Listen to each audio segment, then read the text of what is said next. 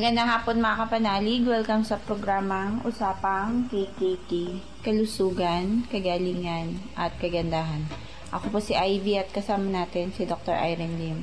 Para po sa inyong mga katanungan, maaari po kayo mag-text sa 0922-875-2899, 0925-896-1689 at 0917-810-6169. Para po sa may mga YouTube at Facebook, pwede niyo po hanapin si Dr. at niyo lang po ang Dr. Irene Lim. Magandang hapon po. Magandang hapon pong muli sa inyong lahat at welcome po sa ating talakayan sa Usapang KKK. Ang inyong pong lingkod si Dr. Irene Lim ang magbibigay na naman po sa inyo ng panibagong kaalaman. And always remember that knowledge is power. Ligtas ang may kaalaman. And when you lose your health, you will lose everything. The paki-like, paki-share, and paki-click ho yung button bell para ho mag-subscribe, para ho ma-notify ho kayo pagka ho may bago ho kaming updates. And yung mga na-miss out nyo pong episode, pwede nyo pong hanapin dyan. At kung may mga hindi ho kayo naintindihan, hanapin nyo lang ho ang date and topic. Makikita niyo ho dyan at pwede ninyong ulit-ulitin. At pagka ho may gusto kayong i-share na topic sa inyong mga mahal sa buhay, ayun ho, hahanapin nyo lang po yan at i-share po ninyo. At simply by just doing that, malaki ho ang naitulong ninyo by sharing our mga health topics. Kung kayo ho ay maraming natututunan, ay ganun din ho yung pinag-share ninyo. They will really appreciate yung pag-share nyo ho ng information sa kanila. And yung atin hong anti-aging soap and whitening soap, available po sa Shopee. Look for Ivy Anti-Aging and Whitening Soap. At habang may stock po kami, and yung mga hindi naman din ho marunong mag-order sa Shopee, kindly send us your name, address, and cellphone number. So para ho kami ang mag-o-order para sa inyo. Just be responsible enough in receiving the parcel. So, wag ho yung hindi nyo i-receive, nagpa-order ho kayo sa amin. So, yan po, goodwill na ho yan. Kumbaga, serbisyo namin sa inyo.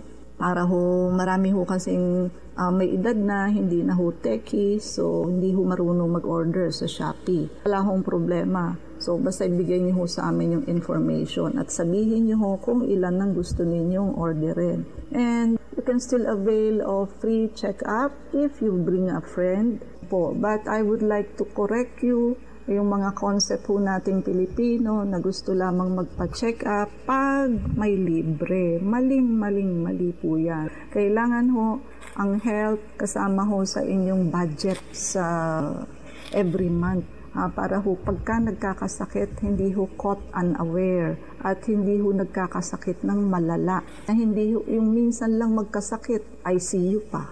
Yung inipon-ipon nyo ho, throughout the years, isang buhusan lang ho yan palabas sa ospital. Pag name tag pa lang ho sa inyo sa emergency room, 3,000 na ho yun. Kaya may gawin sa inyo o wala, 3,000 na po yun. Plus, bago ho kayo mabigyan ng treatment, sari-saring laboratory na ho ang ire-request. Emergency room pa lang kayo, hindi pa ho kayo nadadiagnose. So, ganun po. So, magastos hong magkasakit at mabuti ho kung yung condition ninyo ay marireverse pa. What if gumastos ka na ng malaki, hindi naman na-save ang pasyente because it is too late. What if gumastos ka na ng malaki, paglabas ng pasyente, hindi na rin makalakad kasi na-paralyze na yung kaliwang part, nangiwi na yung pasyente, hindi na kayo kilala. Yun ho ang masakit. Hindi bali ho kayong gumastos sa health prevention, you can still save the patient at gumaling ho. Kadalasan ho, pag hindi ganun kalala naman, mapapagaling ho ang pasyente. Pero pag yung mga matitindi naman po at dadalhin nyo sa ospital ay sisinghap-singhap na ho, napakahirap po. No? Wag po ganun. Lahat po dapat kasama sa budget. Kasama ho ang health. Hindi lamang po yung pag may sobra kayong pera. Mali po yun. Kasama ho sa kwentada ninyo yan monthly. And alam niyo bang may pasyente kami na nakapag-avail ho siya ng promo package. Bumilib ho ako dito sa pasyente namin na to. Why? Araw-araw ho, nagtatabi siya, nagsusubi siya ng I think 30 pesos sa pamalengke niya. And Alam niyo ho, nakapag-promo package siya sa amin ng detox. Yung naipon niya ho sa loob ng 1 taon, ayun ho, nakapag-avail siya. So, ang nakuha niya ho sa aming promo package is buy 2 detox, 1 day blood cleansing ang kanya hong free. Ang laking bagay na ho na magagawa noon sa kanyang health. So, since liver and gallbladder ho ang root cause ng halos lahat ng sakit. And yung colon ho, which is malilinis din ho yan sa ating blood cleansing, ayun ho, lilinis ho talaga yun. And ang promo package ho natin, still open, take advantage of it. Buy 2 detox, buy 2, 1 free. So, kung bumili ho kayo ng 2 detox, may libre ho kayong either vector scan or 1 day blood cleansing. Or if you buy 1 detox and 1 blood cleansing, ang free nyo ho is the vector scan. And para ho sa mga gustong kumanda, bumata, lumakas, anti-aging protocol is the answer.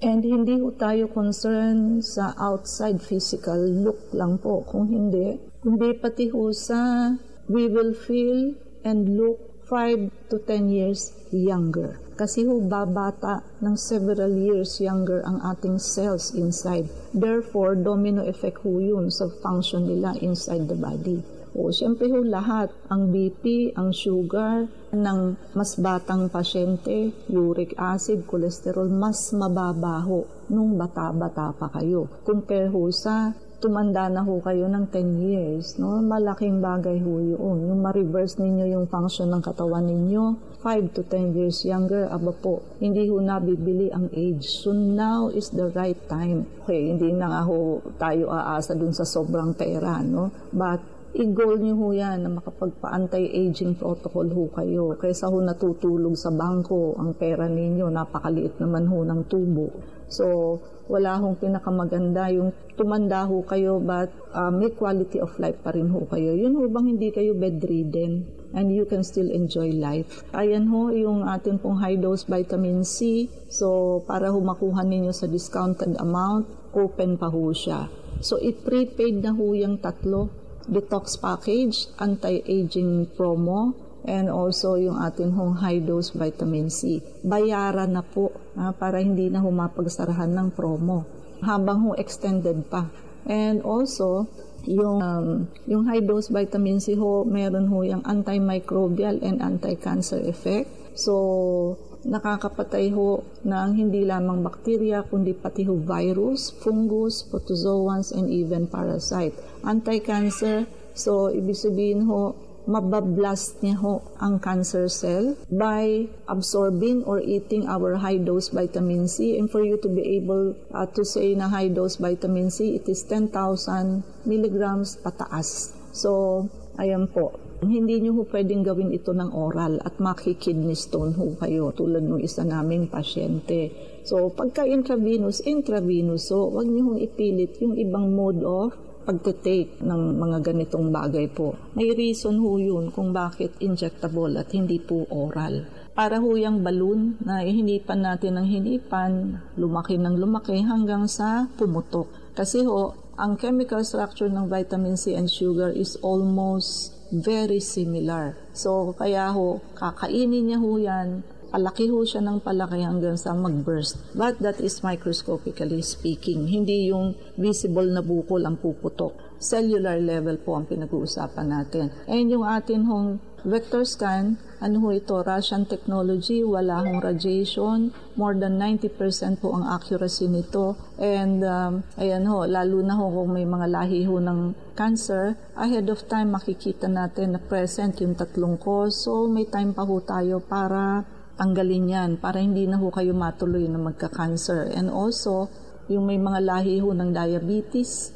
syempre ho, magkocontrol na kayo ng sugar and rice ninyo pag alam ninyo papunta pala kayo sa diabetes. Yung may mga lahi ho ng stroke and heart attack, pag nakita ho natin sa vectors ka na barado pala ang mga ugat ninyo sa puso at sa brain, o syempre ho, no, may protocol ho tayo dyan. Ahead of time, magti-treatment na ho tayo. And nakaka-detect ho ng lahat ng klase ng mikrobyo ang vector scan with its scientific name. Hindi ho in general na bacteria urea. Hindi po. Scientific name ho ng mga mikrobyo ang sasabihin niya. And also, lahat ho ng chemicals na naipon ninyo inside the body since birth. So, ganun ho kaganda ang ating vector scan. And ating pong detoxification program, lilinisin naman ho ang basic organ natin, which is the colon, liver, gallbladder. Colon ho, yan ho ang garbage organ natin sa katawan. Liver and gallbladder, so yan ho ang root cause ng halos lahat ng sakit. First stage of liver disease, from a normal liver, magiging fatty liver ho yan.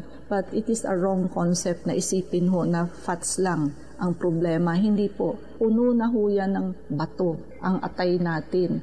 Then, because it is already congested, masikip na ho sa loob. Malalaglag ho ang iba sa ating apdo. So, pag nasa loob pa ho ng liver, we call it intrahepatic stones. And pag nasa loob na ho ng apdo, nalaglag, we call it gallstone. So, but it is the same stone. Galing ho sa liver. Pagka ho ganun kasi, hindi na ho makaka-filter ng maayos ang atay. So, lahat ho ng substance tulad ng sugar, cholesterol, triglyceride, uric acid, lahat lusot na lang ho yan ng lusot. Diretso na ho yan sa ating arteries. Hindi na ho nasasala. And pati ho iba pang function ng ating atay, hindi na ho masyadong nagagampanan. We have 500 different kind of function of the liver. So, ganun ho kaimportante ang ating atay. Samantalahin ho natin na ang ating liver ay mayroong capacity to do cell repair. Kaya ho, yung paglilinis, which is detoxification, and pagkatapos so ay ino-nourish, iinuman ng sustansya for 3 to 4 months, ayan, meron ho tayong chance na maibalik ang ating liver into a normal liver. Buti nga ho ginawa ng Diyos na ganon. Why? Katulad ho ng heart. Ang heart ho, pag nasira, wala na po, sira na. So, hindi na ho yan nare-repair. So, kaya nga ho lagi kong kinikwento sa inyo, pag bumagsak ang oxygen ninyo sa walking pneumonia, it is too late. While kung may fatty liver kayo or liver hepatitis, may chance pa ho tayo na ibalik. Actually, kasi kahit nga ho cirrhosis na wala pang masyadong komplikasyon, naibalik ho namin sa normal liver. Naalis ho namin ang cirrhosis ng pasyente. And ayan po, at pati ho kidney, parasites and chemicals na lilinis ho natin sa detoxification program. And alam niyo, may pasyente kami dati nag-detox. Ang lumabas ho sa kanya, hindi ho yung mga greenish, parang mga green peas. Ang lumabas ho sa kanya, pink. Huwag takang-taka. Saan galing yung kulay pink na yon?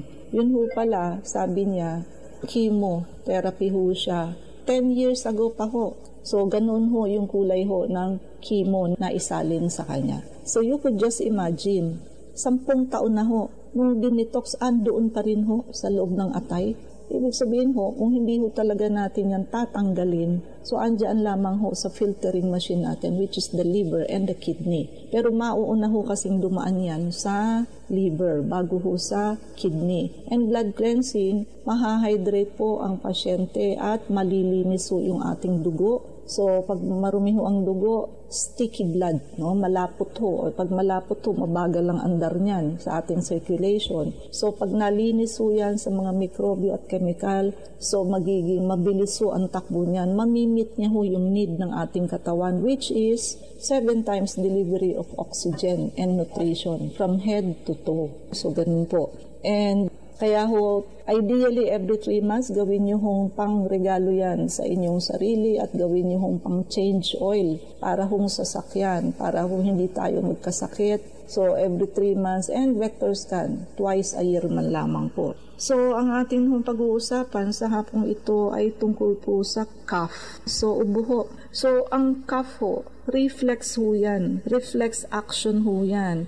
Kaya ho tayo nauubo. Gusto ho niyang i-clear yung ating throat and airway of some irritants, mucus, or foreign particle. Ganun po yan. Natural defense po yan, mechanism ng ating katawan to keep the respiratory system clear and functioning properly. Now, ano-ano ho ba yung pare-pareho ho ba ang klase ng ubo? So, meron hong acute cough, subacute cough, chronic cough, dry cough, productive cough, nocturnal cough, barking cough. And lastly, whooping cough ho, pertussis, wherein medyo nabuhay yan for the past few weeks. And meron din ho palang psychogenic cough. So, ubo lang ho yan pero iba-ibang klase ho. Acute cough, pagka it is lasting for less than 3 weeks. Pag hindi ho umabot ng 3 linggo, ayan ho, nasa acute cough ho tayo. And usually viral infection po yan, like common colds or flu. Subacute cough, 3 to 8 weeks. Ayan, pag umabot po kayo ng 2 linggo, subacute cough ho yan. Chronic cough, pagka more than 8 weeks. Indicative ho yan of underlying condition tulad ho ng pagka-chronic like asthma.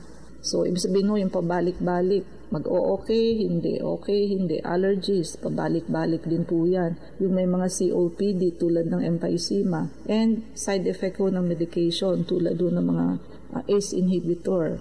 Dry cough, ibig sabihin ho, non-productive cough, ibig sabihin ho, walang plema. Ito ho ay characterized by tickling, makatiho, or scratching sensation in the throat na wala hong mucus or phlegm. Kadalasan ho, allergies, irritants, and viral infection. Productive cough, ito ho yung may expulsion ho tayo ng mucus. So may mucus or may phlegm ho ito galing sa airway. Ito ho ay nakukuha pagka ho may infection, severe infection like pneumonia and bronchitis. Anong difference ng bronchitis and pneumonia? Ang bronchitis hindi pa nakarating sa alveoli, air sac. Yun ho ang pinakadulong parte ng ating respiratory system. Pag sinabi hong pneumonia, andoon na ho mismo sa alveoli or airway. Kaya ho ang bronchitis, napakalapit ho niya na yung bronchitis ninyo ay maging pneumonia. Pag nalaglag lang ho yan at nagmultiply yan, maaabot na ho yung alveoli or air sacs natin. Whooping cough, ito ho yung ubong walang humpay, uncontrollable coughing fits, followed by a distinctive whooping sound. Nakakapagod ho ito. And nagsisimula ho ito for the first 2 weeks. Nakala mo ho common cough lang. After 2 weeks, saka ho lalala. Pertussis ho ang nakuha ninyo. Psychogenic cough, wala hong apparent physical cause but psychological factor ho like stress or anxiety. And delikado ho kasi bigla-bigla na lang ho isang araw ay sisinghap-singhap na ho kayo, bagsak na ho ang oxygen ninyo and it is already too late. Kaya ho, ano ang first step? Magpa-check up ho para ma-auscultate namin ang likod ninyo. Marami pa hong namamatay araw-araw sa walking pneumonia. Hindi nyo lang ho alam dahil hindi lamang ho napapublish ang news. Allergies, ayan, pollen, dust, mold, pet dander, nakaka-trigger ho yan ng allergic reaction. Ayan, medication, pwede rin ho mag-cause ng ubo, yung mga ACE inhibitor. So, isa hong klase ng pang-high blood. Pagka ang ACE inhibitor ang ginagamit ninyo, wag ho kayong magtaka kung uubuhin kayo. We would just like to inform you na there is such a thing na uubuhin ho kayo due to ACE inhibitor na pang high blood. But pagdating ho sa ubo, kailangan nyo hong magpa-check up to rule out a fatal disease which is pneumonia. Environmental irritants, pwede rin ho kayong maubo dyan. Yung amoy ng sigarilyo, air pollution, at iba pa hong chemical. Or strong odors, na lalo na sa mga lugar maraming mga pabrika. Postnasal drip, yung excess mucus production ho, like allergies, galing ho sa nose, pag nag-drip down na ho ito sa throat, magti-trigger ho ito ng ubo. Kaya minsan ho, pag may sipon kayo, agapan nyo ho. Kasi yung galing ho sa nose, pag nalaglag ho yan doon sa nasopharyngeal area ninyo, doon ho sa likuran ng ating lalamunan, mauuwi na ho yan sa pag-ubo. Dapat doon pa lamang ho sa pagsisipon ninyo, makontrol nyo na yan, no? Yung may mga lung cancer ho, ayan, nauubo yan palagi, na hindi ho natatapos ang ubo. Kaya tandaan nyo ho, ang may ubo na ang tagal-tagal na ho, lalo na ho kung may kasamang blood tinge, sputum, may dugo ho, fresh blood, ayan, pwede ho yung simptomas ng lung cancer. At yung taong may mahinang immune system, tulad ho ng may HIV or AIDS, mga inuubo din ho yan, no? Chronic health condition, tulad ho ng may mga hika, COPD, heart failure, inuubo din ho yan. And also yung may mga obese, excess weight can contribute to coughing also. Poor air quality. Pagka ho yung lugar ninyong natirhan ninyo ay sagana ho sa air pollution, no? Ayan ho, no? So, but ang pinaka main ho dito, basta ho may ubo kayo, kaya anuman ho ang cause niyan, kailangan ho ninyong magpa-check up kasi nga ho, baka kayo ay may pneumonia of all. Kasi ho, pneumonia ang pinaka-deadly sa lahat at very tricky. Yun nga hong walang pneumonia, wala hong ubo, minsan may walking pneumonia, how much more if you have cough? So, Ivy? Pwede po sumanais magtanong, mag-text po kayo sa 0922-875-2899. Ang pumuli sa usapang KKK. Ako po si Ivy at kasama rin natin si Dr. Irene Lim. Tanong ni 9395. Parehas ba yung MRI or CT scan yung makukuha niyang sakit? Yung mapipick up na sakit siguro. Maybe what you are referring is our vector scan, no? So, siyempre ho, MRI, CT scan, may ano po yan, may imaging yun. May radiation. So, ito po, walang radiation. And whole body ho ang ating vector scan, ang MRI or CT scan, per area lamang po yan, no? Napakamahal ho kung whole body ang MRI ninyo or CT scan. And isa lamang ho ang difference, no? Kung ang reason ho ninyo sa pagpapa-MRI or CT scan is size, no? Ibig sabihin ho, may bukol sa brain, no? Gusto ninyong malaman, nag-chemo kung lumiit, yung size, o nandoon pa ba o wala na. Then, MRI and CT scan ho ang gawin ninyo. Why? Ang isa ho sa weakness ng vector scan, hindi niya ho nakukuha ang size. Sasabihin niya lang ho sa iyo na may bukol ka.